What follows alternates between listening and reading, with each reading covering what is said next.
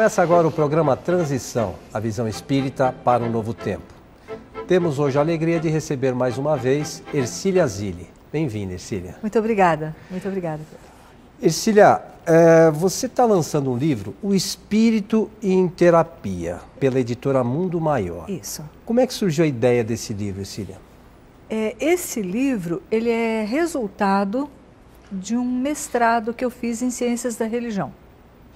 E o trabalho de conclusão, a dissertação de mestrado, foi um texto que tinha um nome mais complicado, Teoria Gênica das Pulsões. Então, é um estudo comparativo entre a Teoria Gênica das Pulsões de Leopoldo Songe e a doutrina espírita, principalmente em André Luiz. Daí, nós começamos a transformar isso na ideia de um livro. Ele teve uma primeira edição e está sendo reeditado, ficou esgotado por um bocado de tempo e agora foi lançado recentemente pela Mundo Maior. E por que o título Espírito em Terapia, Ercília? Porque quando nós falamos em psicoterapia, nós estamos... Quem é o cliente? Um corpo que vai acabar um dia ou aquilo que sobrevive, aprende, se corrige e evolui eternamente, que é o espírito. Então, na realidade, o cliente é o espírito. Quem faz a psicoterapia é o espírito. É esse processo que é interessante, que a psicologia ela surgiu quase ao mesmo tempo que a doutrina espírita. E as duas abordagens propõem autoconhecimento. Propõem autoconhecimento e correção daquilo que não está bem, daquilo que incomoda de alguma forma. Então, e daquilo que também não precisa... hoje a gente trabalha muito em caráter preventivo. Então, aquilo que pode ser melhor, mais produtivo, mais satisfatório, como é que nós podemos até sofrer menos? Então, o título é esse, O Espírito em Terapia, por conta disso. E ele aborda hereditariedade, destino, fé. Qual a relação entre esses aspectos, Ercília? Então, a hereditariedade, se nós buscarmos nas obras da doutrina espírita, tanto no Livro dos Espíritos, né, em Kardec, ou se nós buscarmos em André Luiz e Emmanuel, nós vamos encontrar muitas referências à importância da hereditariedade, né? Então, André Luiz, em 1958, fala de uma hereditariedade psicológica, num momento em que a ciência convencional não sabia nada disso, né? Então, começava ali um processo interessante de abordar a própria questão da genética, né? Então, a doutrina, eu acho que começou antes até da ciência a abordar a questão da genética, da hereditariedade e desses fatores que são os nossos instintos, que são as nossas tendências. Tudo isso já estava na doutrina espírita e a ciência gradativamente está tendo esse encaminhamento. Quando a gente fala de destino, então esse é o aspecto da hereditariedade. Quando a gente fala em destino, nós estamos falando de fato no que nós viemos fazer aqui. Não de uma maneira fatalista, porque tampouco a hereditariedade ela é fatalista. Ela empurra, ela gera tendências, ela mostra possibilidades de escolha, mas não fatalismo, tem que ser assim. Eu posso não ter como mudar a cor dos meus olhos, o meu tipo físico, mas nas escolhas da vida eu tenho como exercer a minha vontade. Então, quando a gente fala de destino, é justamente esse eixo da existência. É aquilo que parece nos empurrar para o aprendizado, para a reflexão. Às vezes o sofrimento é que nos leva para isso, mas pode ser a observação. E acho que quanto mais nós nos encaminharmos para o mundo de regeneração, para uma evolução menos sofrida, mais consciente de o que eu quero, como é que eu estabeleço metas de crescimento, eu acho que nós vamos trabalhar mais em caráter preventivo com base na observação. Então, o destino, na abordagem zondiana, é o conjunto de possibilidades herdadas e livremente elegíveis para esta existência. Essa é a definição do Dr. Zonde, que foi um médico húngaro radicado na Suíça após a Segunda Guerra Mundial, que passou um tempo grande num campo de concentração, sofreu demais e tirou dali uma lição de vida. Ele que já era um humanista, que era judeu, ele tirou dali uma lição de vida, de que nós não podemos perder a esperança nunca. Mas esperança em quê? No ser humano. Então, o Dr. Zondi tinha um profundo amor, uma grande esperança no ser humano. E a psicologia é isso. É uma pessoa chegar muitas vezes numa situação muito difícil, onde nem ela acredita em si própria, e se deparar com um profissional, um psicólogo, que acredita que ali tem conteúdo para ela reverter a situação. Então, na realidade, a psicologia é o exercício da esperança, no meu entendimento. E a doutrina espírita fala de reforma íntima. Também são dois conceitos profundamente intrincados, né? Profundamente semelhantes. Então, quando nós falamos em intestino, como é que nós estamos realizando as nossas escolhas? Eu estou escolhendo bem, com base na minha autoestima? Eu estou escolhendo impulsivamente? Eu estou escolhendo de fato, ou eu estou me deixando levar por questões não resolvidas? Normalmente a gente vai levando aquilo que o Zondi chama de destino coercitivo, ou seja, eu nem sei o que me move, eu nem sei o que me leva a fazer determinadas atitudes, a tomar determinadas decisões. Quando eu começo a prestar atenção na conversa, na conversa da reencarnação, na conversa do destino, eu começo a buscar, eu não preciso abdicar do prazer, mas ele não vai ser mais o fator determinante. Eu começo a buscar satisfação e, num outro momento, realização. E, às vezes, a realização é dizer não para o meu impulso, mas para algo que, de fato, me dê uma sensação de realização que é muito mais ampla, né? Então, a hereditariedade, o destino e a fé. A fé, o que é isso? A fé é jogar para o futuro. Mesmo quando eu me refiro ao passado, a fé me faz olhar para o que aconteceu no passado ou no presente e direcionar para o futuro. Quer dizer, como é que eu vou lidar com as consequências disso? Consequência é futuro, né? Então eu começo a pensar em algo que dê sentido, em significado. Jung e outros autores sempre fizeram referência que não se vive uma vida sem significado. Se a gente não tem um objetivo na vida, não sabe por que vive, fica muito complicado ter realização. E o espírito veio para ter realização, veio para ter conquistas. A fé, aí fala assim, mas eu não tenho religião. Nós associamos religião e fé. Mas se o ecologista e aquela pessoa que planta uma árvore que vai demorar 7, 8, 10, 20 anos para produzir,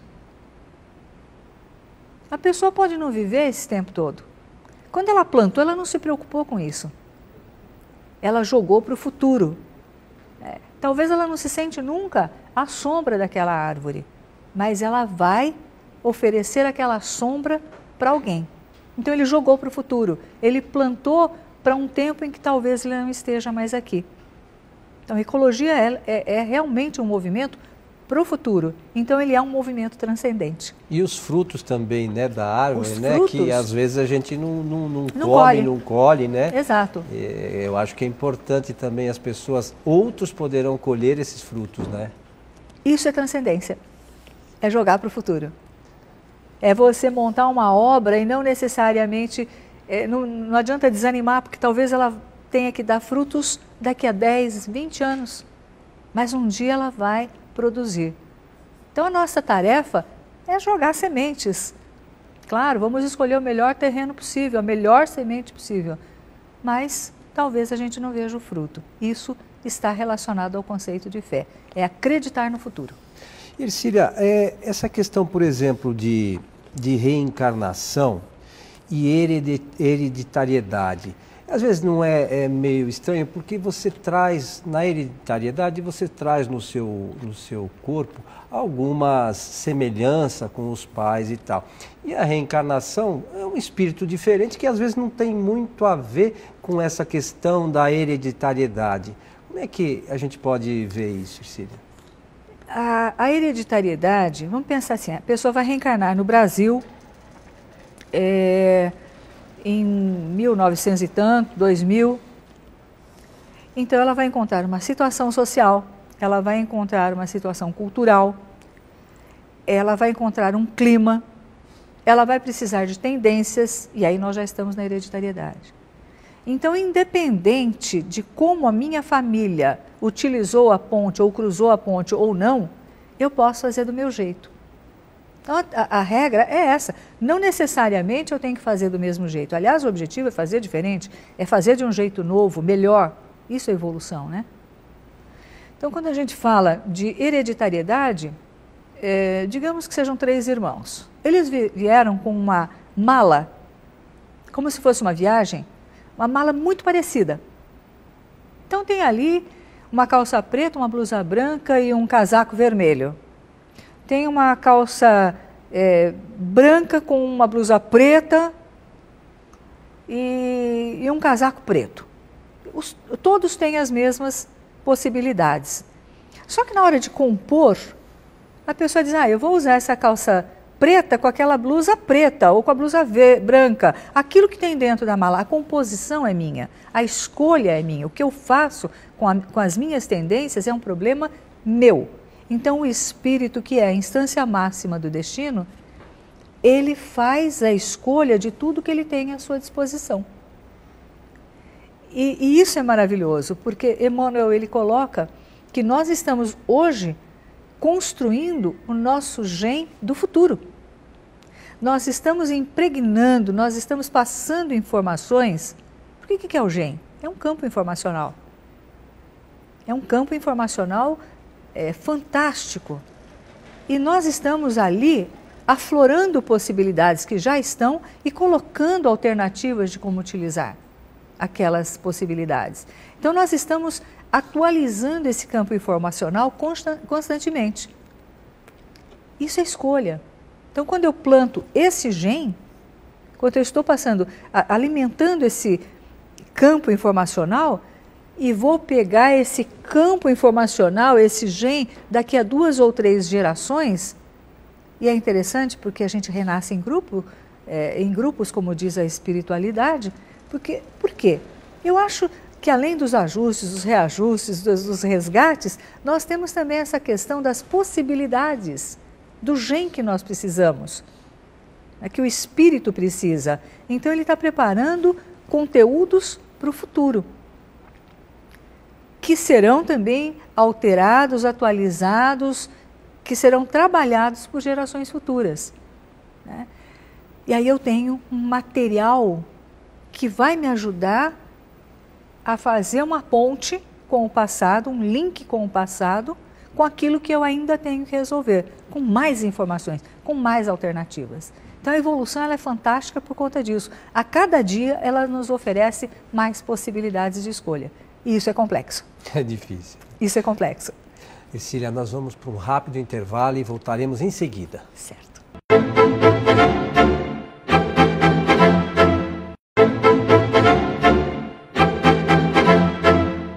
Estamos de volta com o programa Transição, a visão espírita para um novo tempo. Hoje com Ercília Zilli, falando a respeito do seu mais recente lançamento, o livro O Espírito em Terapia. Ercília, voltando a falar das questões do destino, numa visão espírita, eu gostaria que você trouxesse um paralelo entre o destino e a lei de causa e efeito, Ercília. A lei de causa e efeito, ela já se explica, né, no sentido de dizer que algumas causas geraram consequências e essas consequências é provável que tenham que ser distribuídas ou colocadas numa determinada reencarnação. Ou seja, como é que eu vou saber o que eu tenho que trabalhar para corrigir o meu passado? Então não existe reencarnação sem um projeto. A espiritualidade não trabalha de forma desorganizada. Se nós olharmos o Missionários da Luz, o livro de André Luiz, na psicografia de Chico, nós vemos a preocupação com a reencarnação de Segismundo, que é o exemplo mais clássico, mais emblemático que a gente pode citar, assim. E nós vemos ali a preocupação com os mapas cromossômicos, Alexandre andando com aquilo para lá e para cá, e a importância do sangue, dos ascendentes genéticos, hereditários, enfim, tem toda uma complexidade, o gen do caráter, imagina isso, naqueles tempos ela é engenho do caráter. E então isso gera um projeto, que é o projeto reencarnatório. Aquilo que nós precisamos aprender e que nós já temos condição de realizar. Isso é fantástico, porque não existe reencarnação fadada ao fracasso. Nós não viemos para fracassar. Nós viemos para ter sucesso na nossa empreitada. Agora, sucesso não é ser mais bonito, ser mais rico, mas é dar conta das nossas provas de evolução. Segundo as condições que a gente enfrenta, né? Segundo as condições que nós enfrentamos e que já foram propostas e definidas no projeto reencarnatório. É que a maioria das vezes a gente reclama das condições, sim. Mas normalmente, segundo as informações dos espíritos, na maioria dos casos, somos nós que pedimos essa condição, não é isso? Somos nós que pedimos, ou sugerimos, ou acatamos sugestões. Porque também os benfeitores dizem que nós chegamos lá, né? Não, pode botar mais isso e ponha mais aquilo, eu vou fazer uma reencarnação maravilhosa e me dê isso, mais aquilo. E Você eles aguenta? dizem, menos, menos. Por quê? Porque são experientes. E mais vale a pena nós voltarmos com algumas conquistas do que chegarmos com muitas alternativas, com muitas propostas e não darmos conta de nada. Né? Então, a espiritualidade ela é muito amorosa e muito cuidadosa nisso. Então, nos auxilia num projeto reencarnatório. Neste momento, quem está por aqui tem projeto reencarnatório. Todos? Todos. Sem exceção. Segismundo, que era um ex-assassino, teve toda a ajuda, toda a intercessão, todo o serviço intercessório, porque a maior parte de pessoas que têm boa vontade. Então, o que precisa é a pessoa começar a prestar atenção no que a vida está mostrando. Tá. E Ercília, agora, sobre a questão da fé, o que pode auxiliar a fé nos nossos processos terapêuticos? A fé no processo terapêutico. Então, veja só, na psicologia, como nós aprendemos nas universidades, não se discute a questão da fé, da religiosidade. Agora, se você perguntar numa palestra, num grupo, estatisticamente, 96% acreditam em Deus. Rezam, pedem ajuda. Cada um na sua denominação religiosa tem uma maneira de lidar com a fé. Como é que eu posso desprezar esse conteúdo dentro do consultório? Dizendo, olha, você entra e as suas crenças religiosas ficam lá fora. Como é que eu posso trabalhar com meia pessoa? Ou, estatisticamente, com 96% da pessoa fora do consultório. Você trabalha dentro da crença, da cultura, daquilo que é importante para a pessoa. Então, a fé, ela precisa ser integrada. E não dito, olha, isso é um assunto que você vai trabalhar na sua igreja. Isso aqui se resolve no centro espírita. Não significa ter uma prática religiosa no consultório, mas trazer isso para a discussão. Então, na ABRAP, nós temos um formulário que é preenchido quando as pessoas buscam atendimento. E uma das questões é, você gostaria de discutir as suas questões, os seus problemas dentro da sua religiosidade? E a pessoa, nós temos assim, estatisticamente um número altíssimo, percentual altíssimo, de pessoas assim, eu quero poder falar. Senão como é que fica? Você pega um médium, isso é importantíssimo, e ele não pode falar disso no consultório. Então ele se dedica, no caso do espírita, a uma atividade sábado, domingo, acredita naquilo que está fazendo, ajuda, né? E não pode falar disso. E o pior, dependendo do lugar que for, olha, se você ouve, se você vê coisas que não existem, se você fala coisas e diz que não é você diz que está ouvindo coisas, olha, é melhor procurar um psiquiatra. Né? Então nós fugimos desse rótulo, dessa restrição, e a pessoa coloca. Como vai chegar? Pessoa assim, com uma distorção muito grande, por exemplo, da mediunidade. Mas o psicólogo, ele vai ter a habilidade, o conhecimento para fazer as devolutivas e os apontamentos diante daquilo que ele precisa trabalhar e buscar como alternativa religiosa fora do consultório. Mas existe esse diálogo. Isso faz uma diferença imensa. Mas essa abordagem com relação ao profissional da psicologia e à religião, existe hoje uma qualificação que é o psicólogo transpessoal, é isso? Que tem essa visão reencarnacionista ou essa visão mais espiritualista? O problema não é a psicologia transpessoal. O problema é aquilo que você pode fazer de acordo com regras. Eu não posso inventar uma outra doutrina. Vai pegar muito mal eu chegar num centro espírita e começar a falar de outras coisas que não têm a ver com a doutrina espírita. Né? Outras práticas. Eu posso citar, fazer referência, estudar, mas você tem um eixo. Da mesma forma, o Conselho Regional de Psicologia e o Conselho Federal têm regras. Então, algumas abordagens, elas são reconhecidas pelo Conselho e outras não. Então, tem muitas abordagens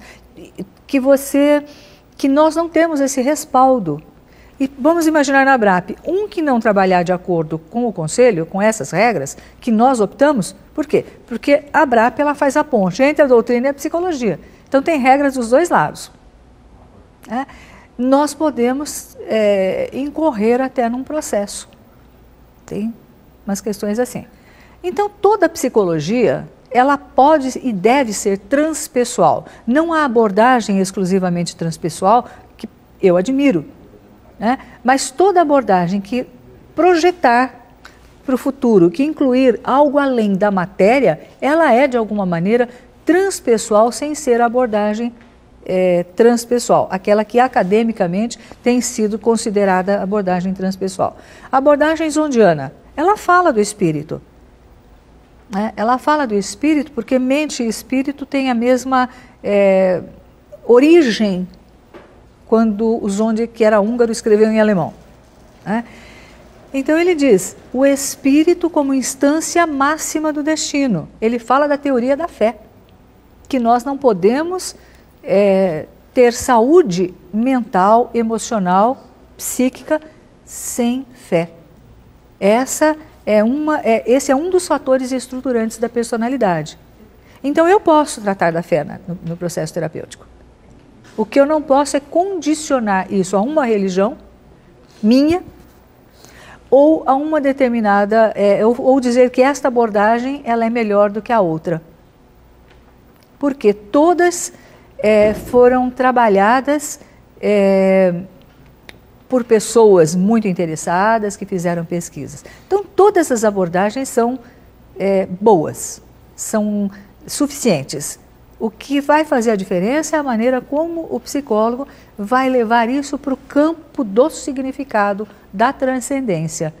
Então o processo terapêutico, na verdade, ele busca isso. E Ercília, é possível estabelecer uma relação entre a psicoterapia e a obsessão? É possível, sim. Isso é um detalhe, uma coisa muito importante, porque todo desequilíbrio psíquico, ele gera brechas. Se nós estamos falando de causa e efeito, no passado, o que será? Será que nós só deixamos amigos, coisas bem feitas?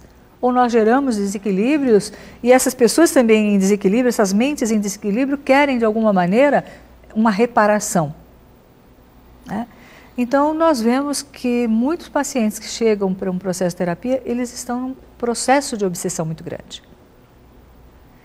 E E essas questões caminham, principalmente os transtornos mentais mais graves, nós vamos encontrar ali um processo obsessivo. Agora, à medida que a pessoa vai adquirindo autoestima, vai se corrigindo, vai se fortalecendo, fica difícil um obsessor assediar essa pessoa, porque ela está mais equilibrada, né? E normalmente as pessoas que são espíritas, que procuram os nossos atendimentos, nosso trabalho, elas já fazem parte de alguma instituição ou têm interesse. Então, quando perguntam isso, como é que pode ser tratado? Ou eu fui ao centro, me disseram que eu estou, que eu tenho obsessão, como é que eu faço com isso? Bom, esse é um tratamento que você vai fazer no centro, mas o que significa obsessão? Né? E aí nós começamos a entender a partir daquela pessoa e a colocar dados de reflexão. O fato é que a pessoa se fortalecendo, tendo autoestima, reconhecendo o erro, mas não parando na culpa, porque a culpa não leva a nada, o que resolve é a solução do problema. Eu ficar me lamentando a minha vida inteira porque cometi um erro num determinado momento da vida e eu não progredi. Eu tenho que pegar aquele erro, aquela culpa daquele momento e transformar em ação de reparação, né? de crescimento, essa coisa toda. Então, dentro uma psicoterapia, embora não tenha essa visão, né, nem esse objetivo, ela também é um fator que pode contribuir num processo de desobsessão. Da mesma forma que o Centro Espírita colabora muito para que aquela pessoa, sem uma entidade ou algumas entidades, possa por si própria começar o seu processo de reflexão.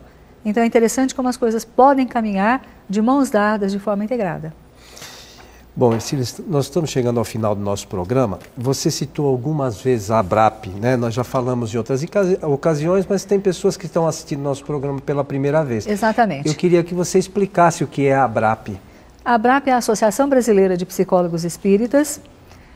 Ela tem como objetivo estudar os pontos de convergência entre a doutrina espírita e as abordagens da psicologia, então entre a psicologia e a doutrina espírita, e transformar isso em atendimento social, né? Então nós atendemos pessoas carentes. Quando a pessoa não se enquadra no atendimento daquele que não tem condições financeiras, que é o objetivo do nosso voluntariado, em parceria com as instituições espíritas que nos reservam um espaço para o atendimento e nos fazem indicação. Então, essas outras pessoas que não se enquadram, nós temos um programa de contrapartida. Nós indicamos para os psicólogos da ABRAP no seu trabalho profissional, independente do voluntariado. Mas fazemos um acerto antes. Se for sócio da ABRAP ou do Clube Amigos da Boa Nova, tem um valor muito acessível para fazer a psicoterapia.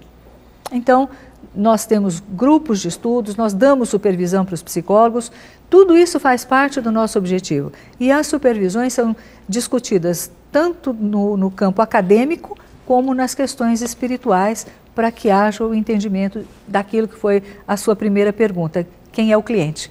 Que é o espírito. Tá ótimo. Ercília, nossos agradecimentos a você. Eu é que agradeço. A gente espera contar com você em outras ocasiões para esclarecer outros temas a nós e os nossos amigos de casa. Eu é que agradeço, meu amigo, fico muito feliz de participar desse programa, agradeço muito. E a você que esteve conosco, fica o nosso abraço e esperamos você no próximo Transição. Até lá.